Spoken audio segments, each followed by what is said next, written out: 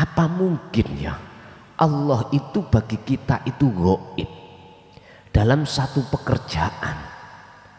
Lah wong sebetulnya yang melakukan itu Allah. Sehingga wujudnya Allah tidak akan mungkin bisa ditutupi oleh wujud apapun, karena wujud apapun sudah ketiadaan dalam dirimu. Sehingga nggak ada alasan, Pak. Jangan kali kula nising itu gak ketemu Allah, gak ada alasan. Nggak bisa, mesti ketemu wae. Nang ndi mesti ketemu. Ngalor ngidul jenengan, ngidul jenengan, jenengan sampai warang jeneng niki wis. Akhirnya kadung kakean jenengan, akhirnya gak iso jenengan lainnya. Ya sudah. Inilah yang digolongkan dalam kitab Hikam itu golongan maksum. Golongan yang sudah tidak bisa melihat selain Allah. Artinya hanya melihat wujud nyatanya Allah. Assalamualaikum warahmatullahi wabarakatuh. Saudara-saudaraku yang dirahmati Allah Subhanahu wa ta'ala, semoga tayangan ini bisa membawa manfaat dan menambah keimanan kita di sisi Allah Subhanahu wa ta'ala. Selamat menyaksikan. Qala dawuh sapa Allahu Gusti Allah fi surati An-Nahl, ing dalam surat An-Nahl ayat 36. Rupane ayat walaqad ba'atsna, lan yekti temen-temen wis ngutus sapa ingsun Allah fi kulli ummatin, ing dalem saben-saben umat. Ngutus rasulan ing siji utusan sing tujuane rasul diperintahno ning setiap umat adalah ani butuh lan padha ngajak sapa rasul, hei kaumku butuh, ayo padha madhep sira kabeh Allah ing Gusti Allah. Bapak Ibu,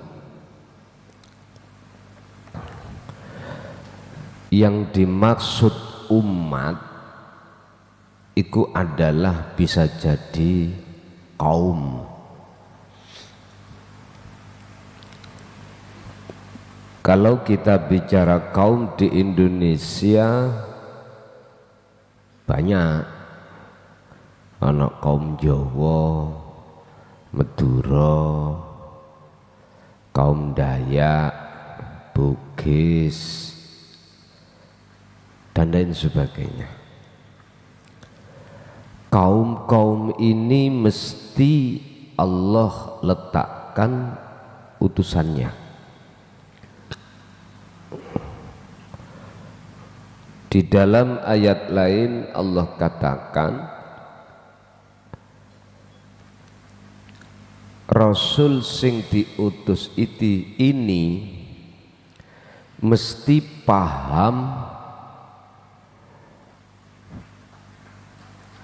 bahasa setempat. Jawa berarti orang Jawa, Madura bisa jadi orang Madura. Kalau orang Jawa kok diletakkan di Madura, dia mesti paham bahasa Madura. Dan atau ning Indonesia bahasanya itu adalah Indonesia, kaum Indonesia misalnya, berarti mencakup seluruh kaum-kaum, kalau kita bicara Indonesia, Bapak Ibu, dan juga kaum Rasul ini dari kalangan mereka, dari kalangan umat yang ada di tengah-tengah bahasa itu. Lagi wakila lan den dawuhake seorang rasul ini mayoritas laki-laki. Ini kalau kita bicara syariat ya, nggak ada sepanjang sejarah itu seorang rasul itu laki-laki. Kalau kita bicara syariat, rasul terakhir itu adalah Muhammad ibnu Abdillah. Jadi nggak ada yang perempuan, semua laki-laki. Tapi kalau kita bicara tentang rasul itu dari sudut pandang hakikat, siapapun mayyasha, hamba yang Allah kehendaki, entah orang itu laki ataupun perempuan, atau enggak menyandang status laki-laki atau status perempuan. Kenapa? Wantu. Dikatakan laki-laki enggak bisa karena enggak punya tanda, dikatakan perempuan juga enggak bisa karena tidak punya tanda. Bisa saja toh, bisa jadi. Tapi tanda yang paling mencolok terkait Rasul dari pandangan hakikat adalah tidak jauh dari visi dan tugasnya Rasul. Apa? Mengajak anik budu. Beliau itu mengajak hati umat manusia yang saat ini dalam kondisi gelap gulita, diajak a'budu, yang asalnya itu hati selalu mengagung-agungkan perkara selain Tuhan. Dia diajak untuk mengagungkan Tuhan. Yang asalnya hati kita itu ada iman terhadap selain Tuhan yang sebenarnya bahasa Islam yaitu Allah Subhanahu wa Ta'ala, diajak untuk menyembah Tuhan yang sebenarnya. Simpel Kanjeng Nabi nek dawuh terkait Tuhan, ya enggak menyinggung orang yang berkeyakinan nama Tuhan Allah dan lain sebagainya, enggak. Cukup simpel bahasa beliau, ilahukum ilahu wahid. Aku diberikan Tuhan semacam sebuah wahyu yang isinya wahyu untuk mengenalkan terhadap Tuhan yang wajib kita sembah, yaitu ilahukum, Tuhan kamu sekalian, yaitu ilahu wahid, Tuhan yang Maha Esa. Cukup sederhana. Sehingga di dalam tanda kutip wahid ini, semua agama-agama baik Islam atau selain Islam, baik aliran ajaran ini mengungkap siapa wahid itu, yang mana. Lalu kalau toh memang di situ wahid itu sesuatu yang wajib ada, keberadaannya di mana? Karena tidak sah seorang hamba meminta, memohon, menghadap, menyembah kepada Tuhannya manakala si hamba tidak tahu mana yang disebut Tuhannya itu. Dalam istilah lain, tidak akan pernah kau bisa sampai pada tujuan terlepas kau berangkat sendiri ataupun dihantar orang, entah yang mengantar iku ribuan atau miliaran, semua dalam kondisi hati buta tak akan sampai tujuan. Ini enggak dipikir oleh umat manusia, enggak dipikir, sehingga dia lupa terkait apa yang mestinya harus dia dapatkan saat di dunia ini. Seluruh agama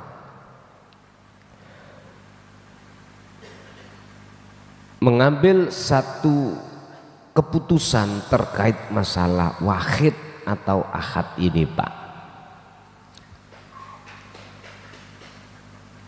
Entah bahasanya beda-beda, terserah. Seluruh agama, walaupun ini tidak pernah dikumpulkan dalam satu majelis untuk mendiskusikan tentang siapa dan di mana wahid itu, beliau-beliau, mereka itu ngambil keputusan itu tidak satu dan tidak dua. Dalam bahasa wahid atau ahad disepakati tidak ada yang lain. Hanya itu. Terus untuk mencapai tiada yang lain atau wajibnya yang wujud bagaimana? Berbagai agama mempunyai trik, sistem sendiri-sendiri. Berbagai kepercayaan mempunyai sistem sendiri-sendiri. Kalau dalam agama Islam berarti sistemnya adalah inna lillahi wa inna ilaihi roji'un.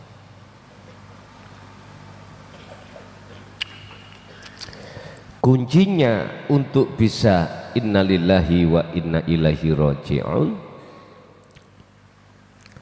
ahadiyah menuju ke ahad, meniadakan hal-hal yang mestinya tiada. Iki berarti makhluk.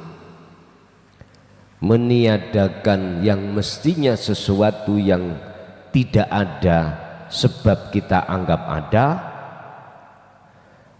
Kalau sudah meniadakan perkara yang tidak ada, maka nyatalah perkara yang ada. Kalau bahasa orang ilmu sejati atau ilmu kejawen, manunggaling kawula Gusti,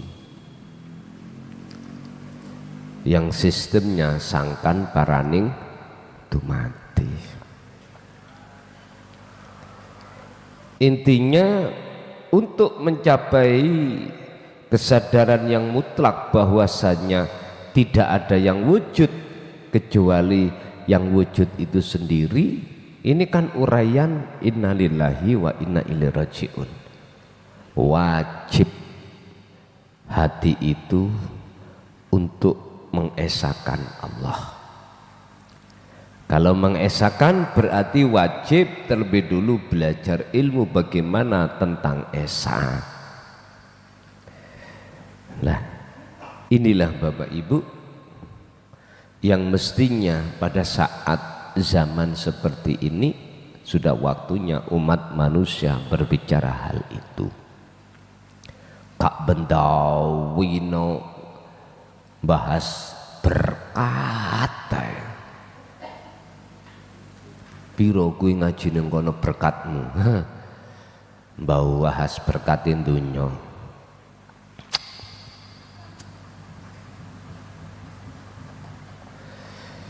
Loh, inilah gara-gara perkara jiwa yang seperti inilah Pak Bu, dalam kegelapan akhirnya Nabi Ibrahim diturunkan. Mengapa Nabi Ibrahim kok ngopecok atau kapak memenggal seluruh berhala-berhala pada saat itu? Maksudnya ya di sini merobohkan seluruh berhala-berhala. Cuman aja pada saat itu kok ya sik ono ditinggal lah sitok siji sing gede dhewe ya toh, yang paling besar, terus kapaknya dikalungkan pada yang besar. Itu maksudnya untuk diajak dialog antara Fir'aun dengan Nabi Ibrahim, Raja Namrud, mohon maaf, berdialog.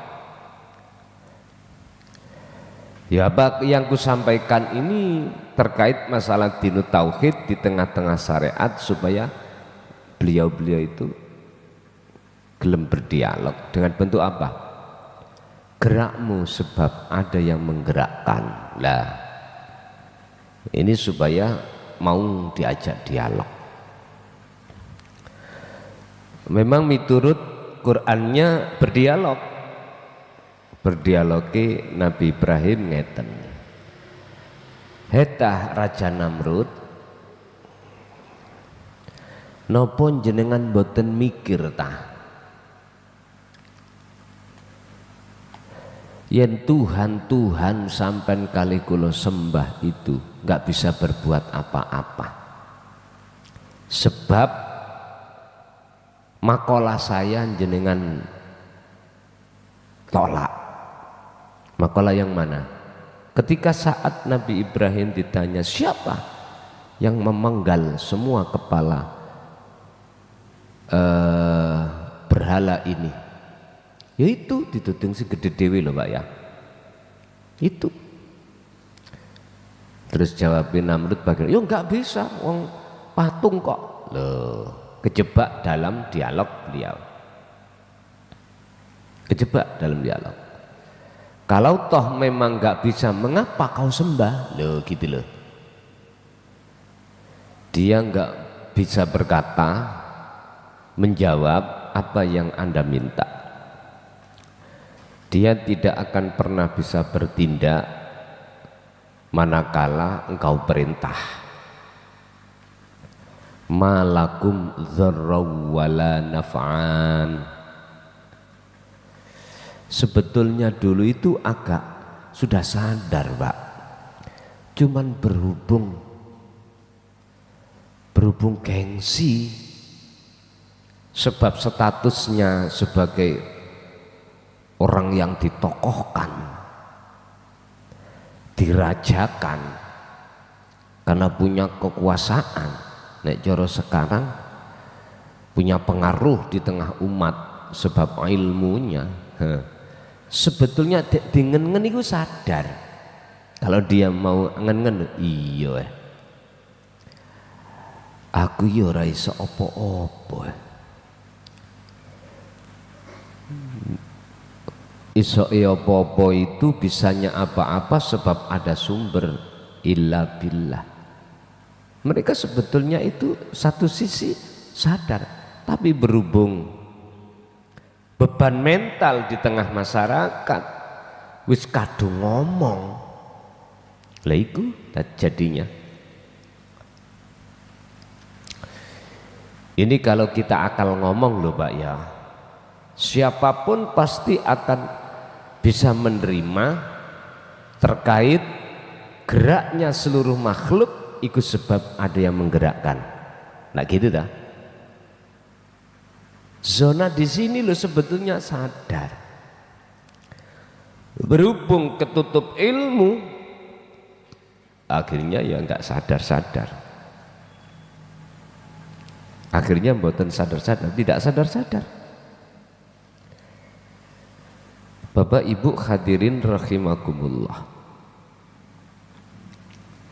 Akhirnya Raja Namrud oleh karena sudah kadung beban mental, dia dengan kaum pada masa itu tetap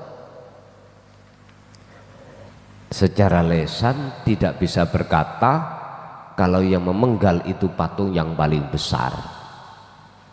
Tetap Nabi Ibrahim yang dituduhkan itu gitu. Lah, kalau ada kesadaran sebetulnya dalam diri siapapun terkait selain Allah itu tidak bisa memberikan manfaat atau mencegah mudarat, mengapa umat manusia masih saja ada yang ngeduk-ngedukno jabatane, dunyane, statusnya. Kalau Anda sudah sadar, mengapa harus terus begitu? Inilah Pak Bu yang menjadikan seseorang itu gelap sampai pada masa yang belum bisa kita tentukan. Bapak Ibu hadirin rahimakumullah. Fungsi dan tujuan seorang Rasul, misi dan visi dan misinya adalah ani'budu, mengajak hati seluruh umat manusia untuk menghadap Allah ing sejatine Allah, yaitu Ahad Esa. Satu sisi berhubung di dalam hatinya itu penuh dengan perkara-perkara selain Allah wujude, maka wastanibu, lan diajak untuk menjauh, jauhilah atau huta ing perkara-perkara selain Allah itu disebut berhala, jauhkan. Berimanlah kau pada yang ahad dan tinggalkanlah imanmu terhadap selain ahad yang tadinya sudah memenuhi hatimu. Maksudnya gitu. Tapi bagaimana reaksi umat Pak? Mulai zaman Rasul siapapun sampai kapanpun mesti jadinya seperti ini. Apa? Wa minhum faminhum man hadallah.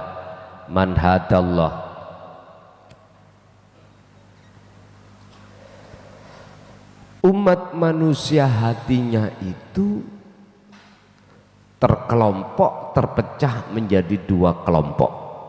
Faminhum, monggo iku setengah saking golongan sing kelompok pertama.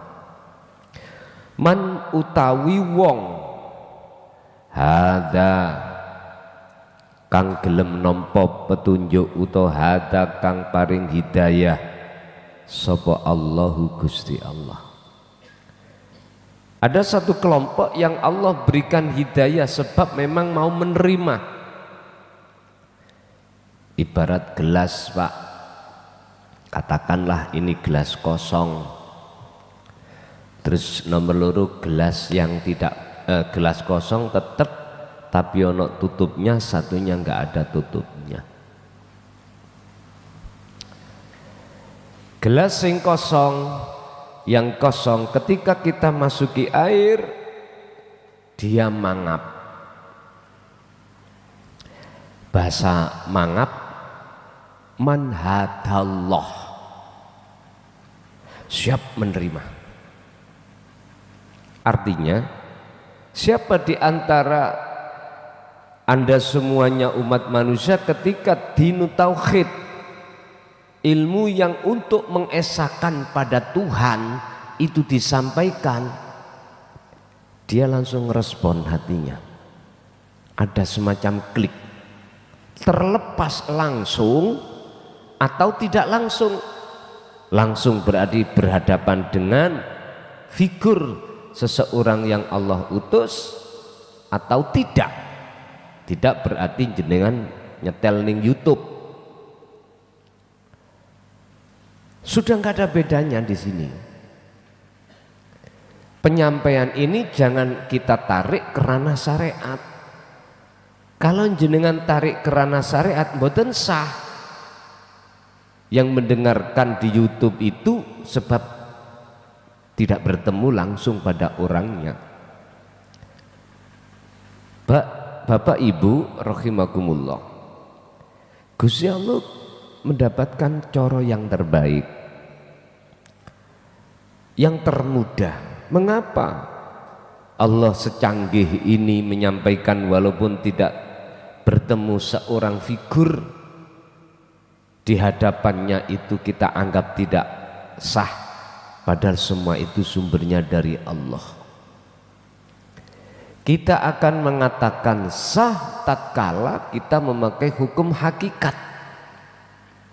Sebab hukum hakikat, hukum aslinya semua itu bersumber dari Allah. Walaupun YouTube Pak, HP jenengan bisa bunyi karena siapa? Loh, itu kalau kita kembalikan ke aslinya. Kalau Anda mengatakan tetap tidak sah sebab tidak ketemu langsung, sekarang terhadap Kanjeng Nabi Muhammad pernah ketemu langsung tah sampai nih? Kalau iki ajaran Rasul kurang panjang, kurang masane, kurang tebih ya nopo. Oke, kita belajar rimo wis gak usah. Sebab ning Quran iki jawab kelompok pertama, faminhum man hadallah. Mulutnya, hatinya seorang yang mendapatkan hidayah itu mangap, ibarat gelas mangap, udah mesti masuk airnya itu.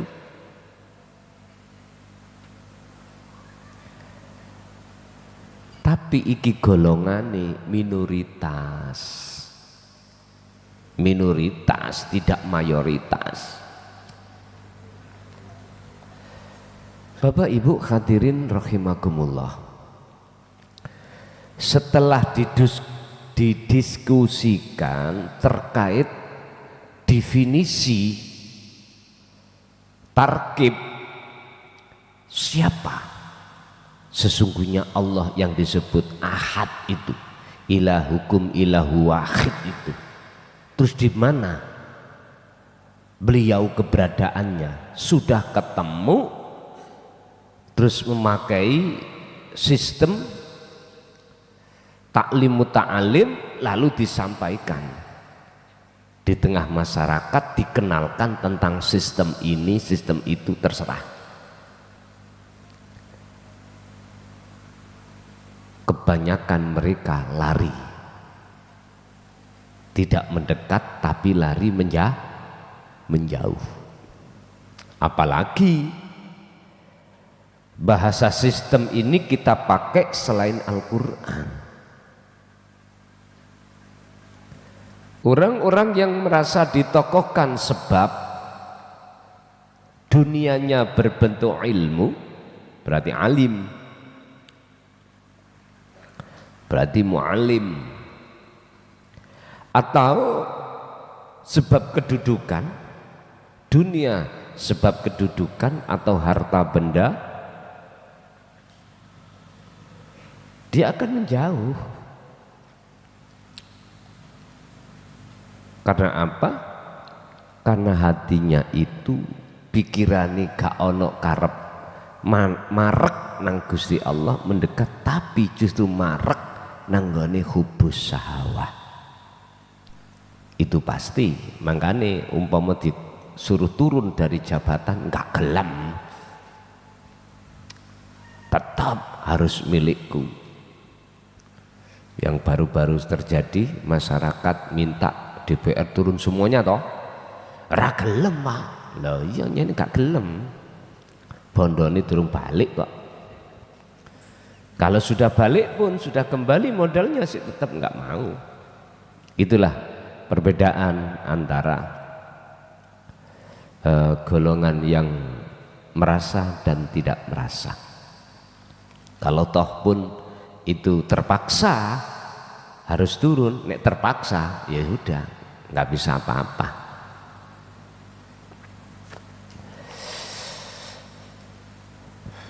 Bapak Ibu hadirin rahimakumullah, satu kelompok wa minhum lan iku setengah saking golongan sing nomor loro man utawi ana wong hakot kang sih dengkal. Apa dengkal iku Pak? Angel alaihi ngatasi man apa adzalalatu metune sangka dene kegelapane atine man. Ada satu golongan lagi di mana dia tidak hanya dia menolak, tetapi dia itu masih tetap ingin duduk di alam kegelapan. Ya dunia ini. Makanya tondonen apabila hati dalam alam gelap seneng sampai kali kula masih ono dunya. Nek dibicarakan tentang kematian moh, tanda kalau kita itu masih masih dalam kondisi hati gelap. Hati ini masih seneng ada di dunia.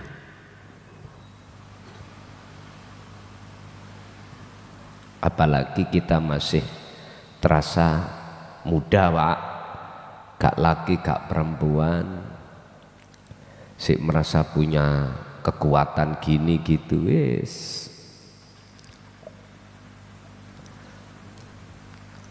Ojo matek sih ngono mesti. Tapi satu sisi gak gelem dang zikir utawa kholwat gak gelem. Gak gelem.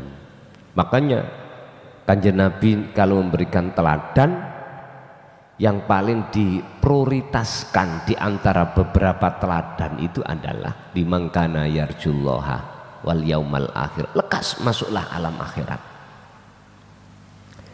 Yang dipanggil liman itu bukan fisiknya tapi ruhaniahnya. Kok bisa? Iya, karena habis liman ada kalimah yarju roja'ah, apa? Keinginan itu nanti toh ning ati apa ning ndas toh? Ning ati.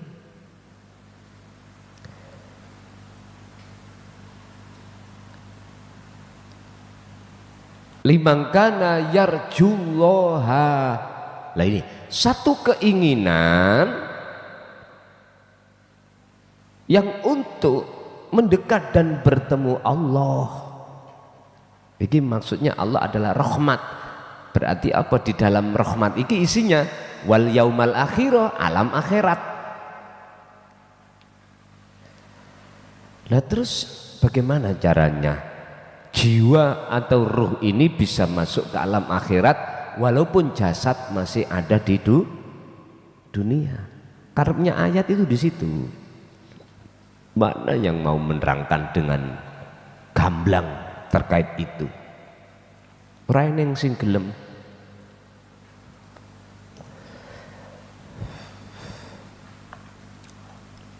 Karena memang sangat berisiko. Sehingga yarjullaha iku maksudnya keinginan besok ning akhirat ketemu rahmat. ketemu Allah.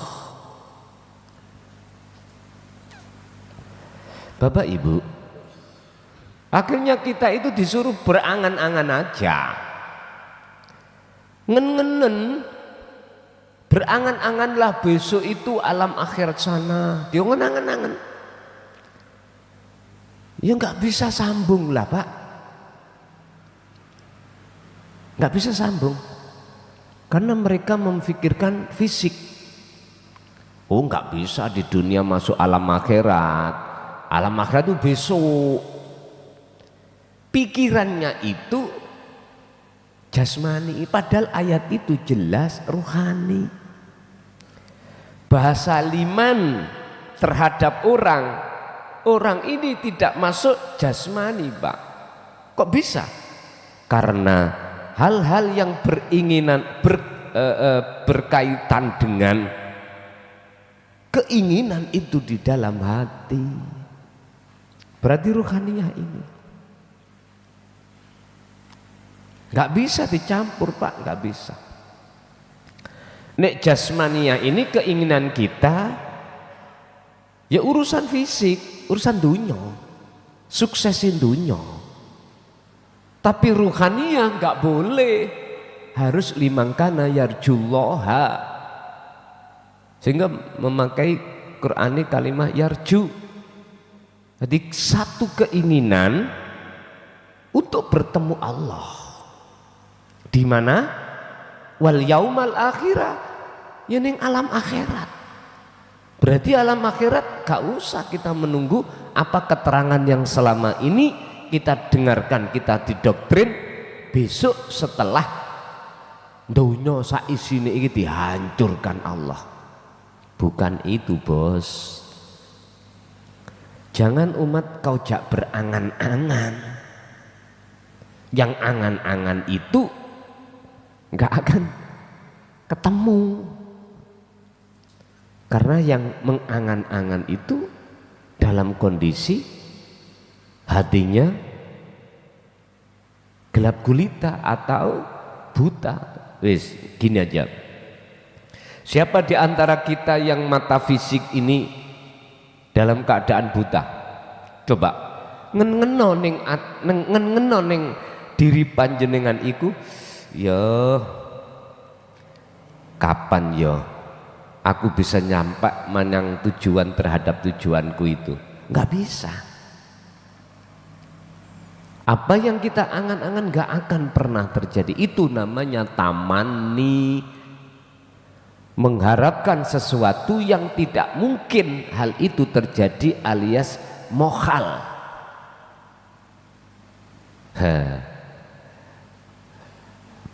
Seru hati sampean.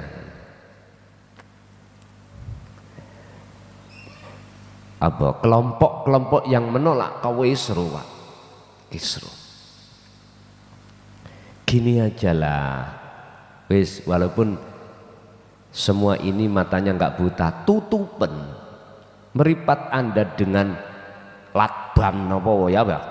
Wis, selama ketutup kok ini angen-angen no, aku tak budal nanggone Jakarta rek. Angen-angen panjenengan itu tuas angen-angen, nggak bisa untuk sampai ke sana. Laksana seperti itulah.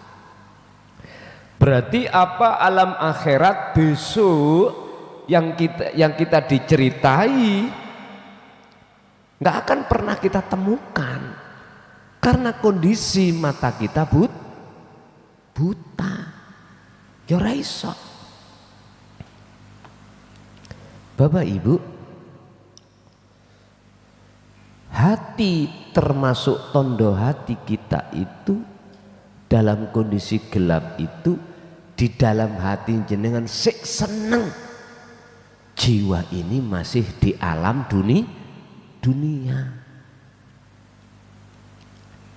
Terus bagaimana caranya ruhaniyah saya bisa tinggalkan alam dunia masuk ke alam akhirat? Kan sering saya katakan kholwato.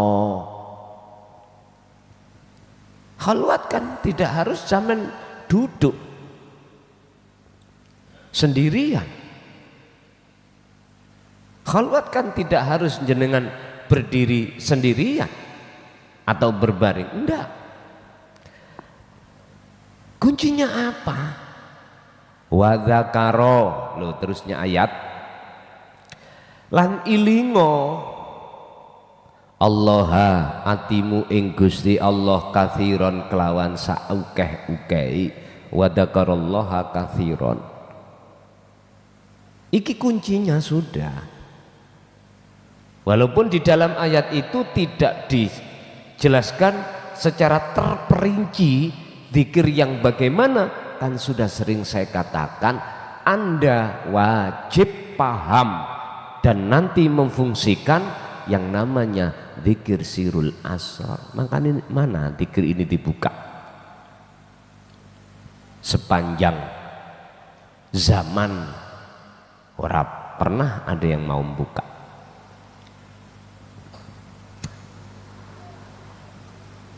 Apalagi zikir tingkat puncak yaitu fana'ul zikri. Ya sudah, ini fakta Pak. Sehingga jangan heran seluruh umat manusia hatinya dalam keadaan pekok, gelap terus. Karena memang imamnya pekok. Ya makmui mesti pekok. Tinggal pertanyaannya, mau enggak jenengan dituntun orang pekok? Mau enggak itu hakmu? Mau enggak? Tapi satu hal yang perlu kami sampaikan, enggak mungkin orang buta satu menuntun orang ribuan buta semuanya bisa sampai pada tujuan. Enggak mungkin.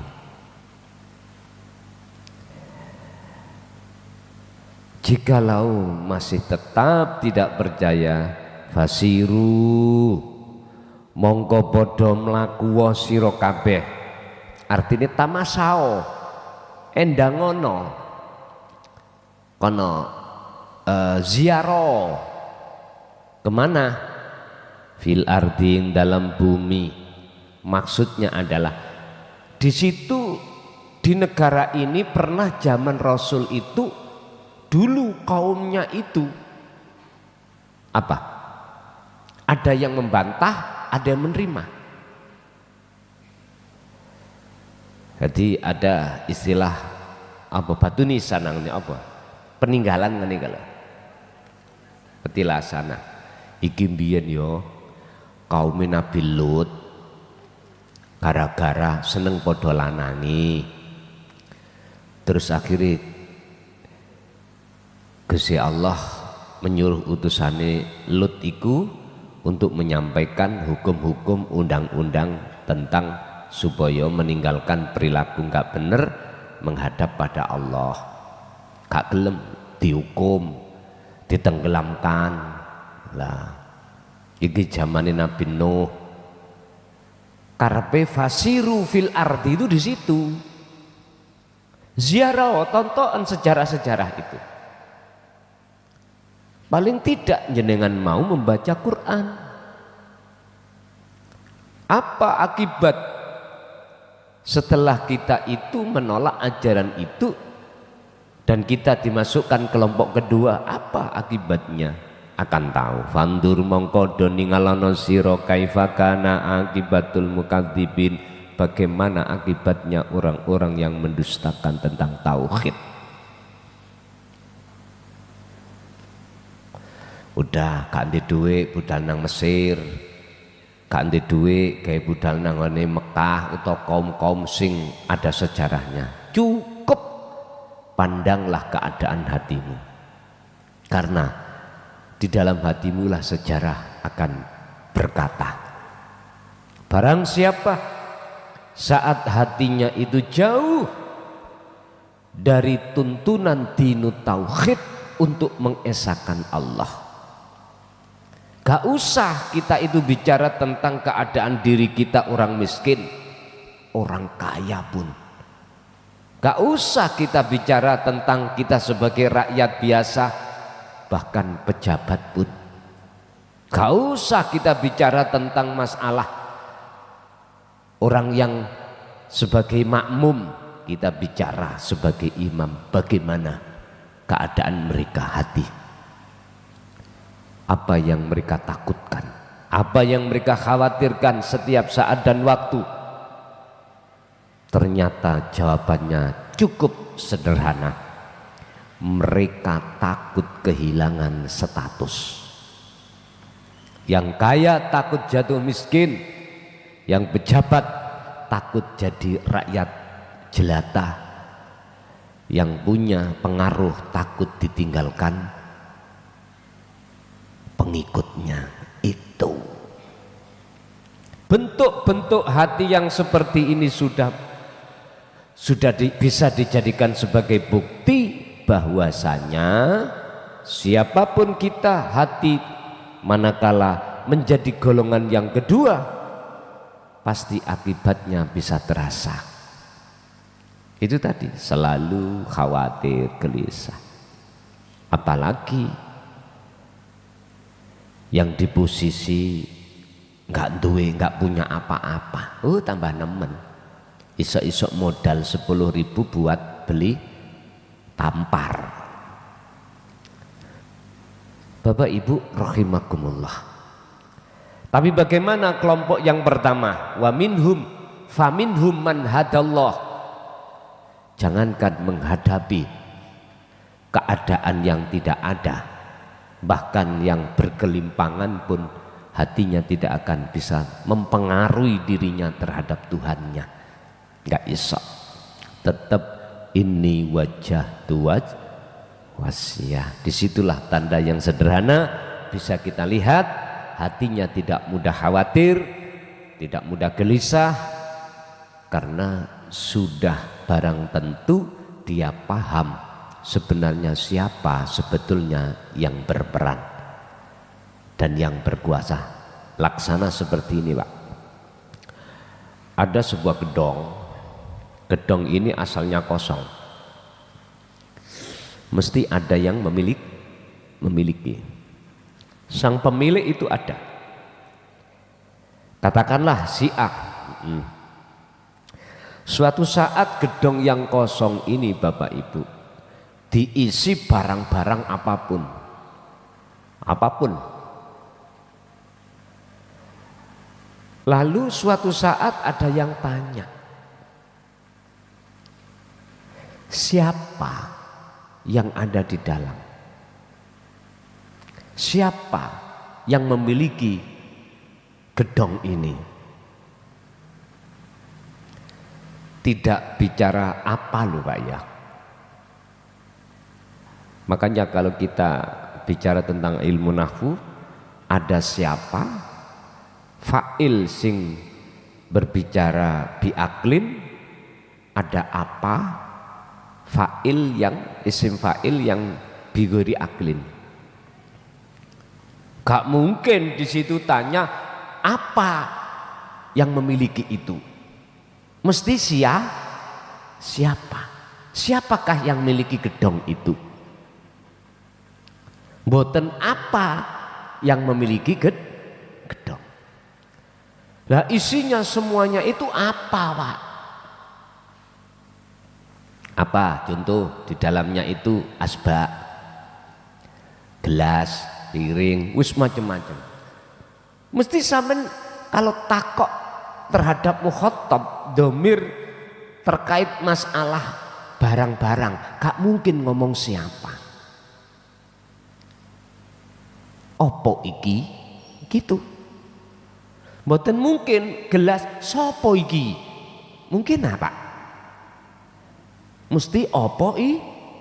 Jadi perbedaan antara apa dengan siapa ini antara isim fa'il, antara isim fa'il bigori aklin kali isim fa'il biaklin. Mesti yang ditakok, yang ditanyakan adalah biaklin, sopo sing duweni gedong iki? Jawab sampean mesti oh si A. Barang sakmono kowe Pak, sak gedong itu yang mau macem-macem. Wis opo ya? Ini kalau sudah bicara sopo, ini fana sudah, nggak ada.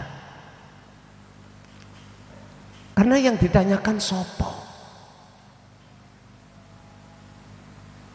Sebetulnya ini sebuah sindiran terhadap kita. Tentang ilmu ini sebuah sindiran. Mengapa tanyanya kita, apa sing duwe gedang itu? Kok siapa? Bapak Ibu hadirin rahimakumullah. Inilah maksud sistem manunggaling kawula Gusti bisa lewat sini. Nek cara Quran yakfur bitaghut wa yu'min billah niki sistem sangkan paran itu sistem manunggaling kawula Gusti. Meniadakan perkara-perkara yang aslinya itu tiada, oleh karena kita anggap ada, ini harus ditiadakan supaya ketemu yang sesungguhnya yang ada. Ya siapa itu tadi? Kalau bahasanya ke Allah sing wujud, Allah itu biar nyata di dalam hatimu atas wujudnya. Yo tiadakan perkara yang tiada yang sebab kita adakan. Itu tadi. Kalau selama perkara yang ketiadaan atas wujudnya kita anggap ada, ya otomatis itu akan menutupi hati kita sehingga sampai kapanpun tidak akan pernah tahu mana sejatinya yang ada. Nggak bisa, Pak. Makanya bahasa sederhana kami gini, Pak. Mengapa Allah wujudnya itu tidak nyata, tidak tahu bagi diri saya padahal katanya dekat? Itu karena tertutupi oleh adanya saya. Loh gitu loh. Berarti adanya saya yang asalnya ketiadaan diri saya itu akan menjadikan sebuah tutup hati saya pada Allah. Akhirnya yang ada, yang nyata itu tidak nyata.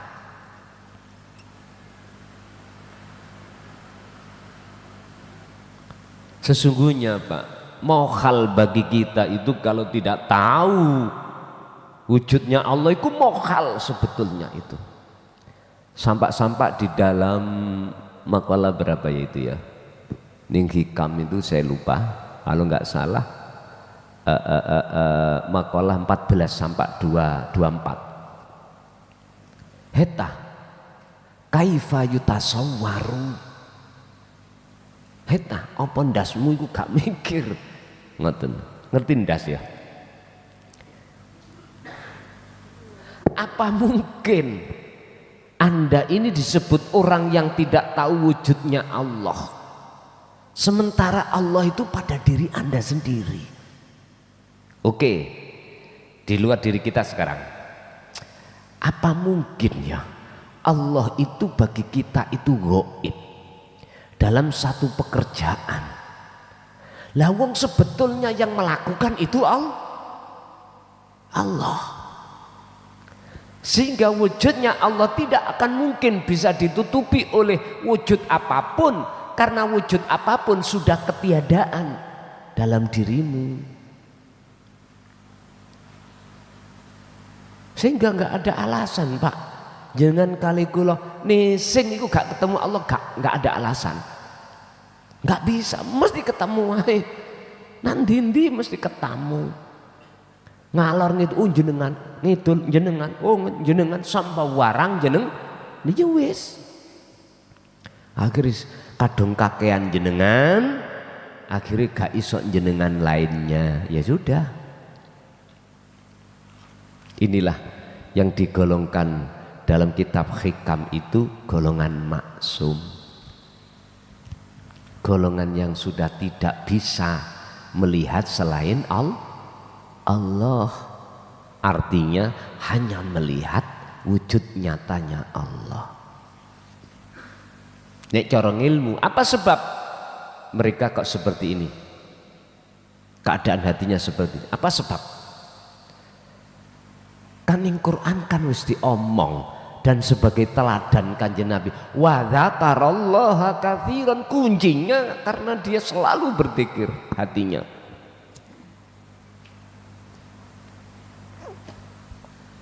Iki wis gak ngaji Jaidun lho Pak ya. Wis gak ngaji kitab kuning mboten.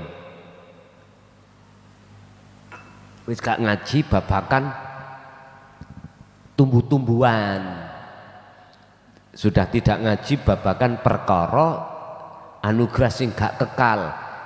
Kita itu ngaji fokus perkara yang kekal, anugerah sing kekal. Itu tadi wa dzakarallaha katsiran, kuncinya ada di situ. Makanya saya katakan sering, setiap konten judul apapun kami menjelaskan namanya zikir nggak mungkin tidak kami sentuh. Itu saking apa? Saking pentingnya untuk nasihat-nasihat terhadap kita, Pak. Jenenge wong lali iku wajib dielingno, iku namanya nasihat. Tapi wong dusta berdusta mboten nasihat, dijejeki. Bahasa Quran itu nadhiron, diperingatkan karena dengkal. Makanya tadi dikatakan wa minhum man haqqat alaihi dhalalah, itu namanya orang wangkot, orang dengkal. Apa mang tadi bahasa Indonesianya? Angel. Karena apa? Memang tertutup, Pak. Cara gelas tutupe iku sik dicantolno, dikasih air apapun ya tumpah-tumpah. Makanya saya tidak berputus asa, tetap walaupun tertutup tak gerojok. Sapa ngerti walaupun tidak lewat ngaji langsung, waktu tidur terus Gusti Allah mimpekno kiamat, akhirnya ketakutan. Waktu mau menjelang tidur dia itu angen-angen, iya tak angen-angen iku omongan arek iku mengono bener. Tapi lumang hatiku mau mangkel, aku nolak. Iya, apa sing tak kumpulno dunya akeh ngene, jare arek iku mangkok mesti ditinggalno. Iya nek bener. Bojoku sing ayu sing tak kadang-kadang nanti tak gandeng, habis itu aku lu ditinggal. Ngoten niku. Nek gak aku ninggal ya aku ditinggal. Iya saiki umur sik 30, sik ketok gagahe, ketok ayune. Engko nek wis 80 90 laler gak gelem mencelok. Ya wis ikulah kita. Silakan kita ngunggul-ngunggulno anugerah sing gak kekal, tapi ingat terlebih dahulu tolong raihlah anugerah sing kekal. Yaitu masuknya ruhaniyah ke alam akhirat, dan ruh bisa masuk ke alam akhirat wajib ruh itu meninggalkan alam dunia. Gak usah ngenteni mati sampean. Hari sampean ngenteni mati secara jasmani ini justru jenengan wa adallu sabila, gak akan mungkin.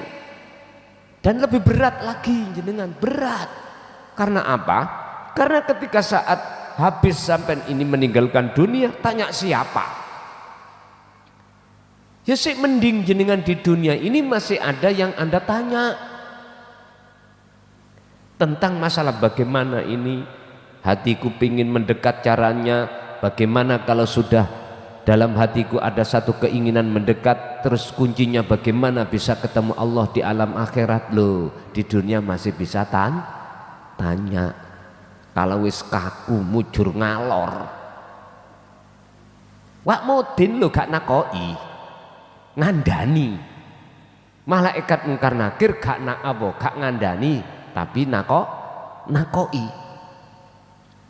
Wak mudin ngandani, ngapunten ingkang kathah, iku namanya talqin. Dibujuki tok men. Hakikate lho ya. Dibujuki tok. Lah sing bener ya iku asli nalkin sing teko-teko iku lho. Tapi gak krasa. Pak Mudin nak mesti ngomong ini, ya fulan. Lah ngoten nggih. Mboten ngomong he sing teko. Mboten. Asline iku mukhatabnya terhadap kita sebagai taziin. Tapi gak dijelas nih Pak Mudin. Pak Mudin ya fulan, ojo gemeter yo. Bar ngene engko habis ini ana malaikat loro mungkar nakir sing badhe nakoki awakmu. Ojo wedi. Tak duduhno jawabane. Yen pitakone iku sing kaping pisan marbuka sapa jenenge pangeranmu, jawaben Allahu Rabbi. Lah ngoten nggih. Lha iku asli nang sampean. Beliau itu sudah mati wis gak ada kesempatan wisan. Lah kesempatan itu sing teko iku. Lah ndak tinggal nek nalkin nak grutuk-grutuk moro lak ngoten. Gak ngerti asine sampean ditalkin. Ngoten lho. Tapi setahu saya, Pak, enggak pernah dijelasno kalau nalkin itu beat pada yang datang-datang, enggak. Entah kapan Mudin iki sing wani ngono. Gak nalkin ngene. Hei wong sing teko. Mestine ngoten, Pak. Sing penting aku lak wis ngandani nang ngene petugasku. Sing kok kandhani iku duduk mayite. Tapi sing kok kandhani iku sing teko. Ngono iku dibantah. Mungkin nek sing tak talkin sing teko. Nek gak sing gelem teko ya apa? Aku teko dhewe. Nah, Bapak Ibu, barulah disinilah kesadaran yang dibutuhkan. Apa mungkin kita nalkin wong mati? Enggak mungkin. Karena beliau sudah habis waktu kesempatan hidupnya habis. Mbok yo umat itu dijak mikir sing rada genah poong. Ya wis Pak Mudin, sesuk sampean kudu wani, he wong sing takziah. Ngono ya.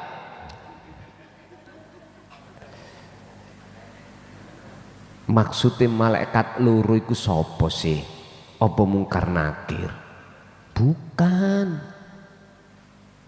Ya takdir enak gak enak iku lho Pak. Awakmu kudu jawab iki sangka Gusti. Lho ngono atine. Imane kudu arahnya di situ. Tapi diplesetno lewat ajaran nalkin terhadap si mayit. Pak nyun sewu. Mungkin jenengan sing paham tentang wayang ya. Asline dalang niku dakwah. Genahno dapuk-dapuke lakon-lakone wayang iki. Asline kepada kita itu. Bukan pada si wayang iki, bukan. Niki lho plesetan. Iki plesetan. Iki tembung isyarat cek cara orang itu gak gampang kesinggung. Ngoten. Kalau bahasa saya ngoten niku wis jaman biyen rek jane ngono. Nyatane gak paham-paham wong-wong. Langsung ae po urusan tawuran yo ngarep lah ngoten toh. Makanya kami wis tidak akan pernah mau untuk menyampaikan tentang dinu tauhid dengan bahasa kinayah atau isyarah. Sudah nggak mau aku, nggak mau, karena fakta mengatakan kami sendiri Pak selama 5 tahun, coba bayangkan, kami pada tahun 2000 sampai 2005 jamaah tidak sebanyak itu, hanya hitungan jari Pak. Ning gubuk tak takoki 5 tahun paham mah. Japane gak ngomong gak apa, mek sirahe godheg. Si coba. Yo gak salah. Beliau mengatakan godheg karena apa? Bahasa yang kusampaikan itu selalu kinayah, selalu sanepan. Enggak bisa disalahkan. Kalau kita bicara salah menyalah sing kucluk imame, ya saya sing kucluk. Makanya aku beranikan diri untuk melewati lautan. Siapa yang tidak bisa berenang di lautan yang tanpa batas akan tenggelam dan mati. Dan itu mohon maaf harus kami lewati karena memang itu harga mati. Saya lewati sampai paling tidak orang sak kampung mengatakan saya gila. Ya sudah, itu sebuah tarikh sejarah kisah yang harus saya lewati karena memang mengharapkan supaya tidak menyampaikan dengan sistem kinayah tapi sistem blokosuto. Tahu blokosuto? Apa adanya, wis gak ngomong wayang, lagune wayang tapi kelakuamu lho, ngono lho langsung. Jadi gak ngomong sapa sing gak kesindir Pak, siapa yang tidak merasa tersinggung. Urusan belakangan ya wis belakangan, urusan sing mangkel ya ben mangkel, urusan sing atine kerut ya biar kerut tapi lekas sembuh, ngoten lho. Sama halnya kalau kita punya penyakit, kalau kita takut dengan suntik Pak, takut dengan obat karena pahit dan sebagainya, jangan harap akan bisa sembuh. Bahasa logika. Maka jangan takut dengan suntik, obat, pahitnya jangan, tetap kita telan. Baru di situ nanti saya suwe namanya lama kelamaan akan terobati, penyakit itu akan Allah singkirkan dari tubuh Anda. Sama dengan hati kita yang penuh berpenyakit ini, obat yang langsung dari Allah yang kita anggap itu adalah menyakitkan, kita anggap sebagai sesuatu yang merusak, katakan, justru sebetulnya itu adalah membangun, memberikan kehidupan baru terhadap hati kita. Dan itu bisa Anda rasakan sendiri atas pertimbangan sebelum dan sesudah hatimu selalu berzikir dalam rangka untuk mencapai rahmah, mencapai pertemuan terhadap Allah di alam akhirat ini. Makanya Anda jangan takut kalau Anda khalwat, baik dengan keadaan berdiri, duduk ataupun dalam keadaan berbaring. Di situ Allah tampakkan perjalanan roh keluar dari jasmani. Jangan takut, sungguh jangan takut, karena itulah perjalanan mi'raj suluk jenengan roh meninggalkan alam dunia menuju alam akhirat. Gak usah sampai duwe ati khawatir, tapi jangan lupa selama jiwa atau ruh ini belum sampai ke singgasana Allah, yaitu alam musyahadah, alam akhirat, jangan dikira nafsu tidak mencari cara untuk menakut-nakutin jenengan supaya tidak lekas berangkat terus. Pasti mereka tidak akan pernah ridho melepaskan Anda dari cengkramannya.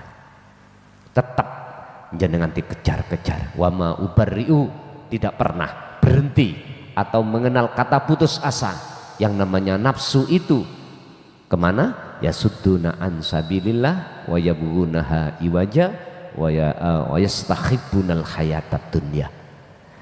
Enggak bisa Anda dipaksa untuk mencintai kehidupan dunia, Anda akan dihalang-halangi.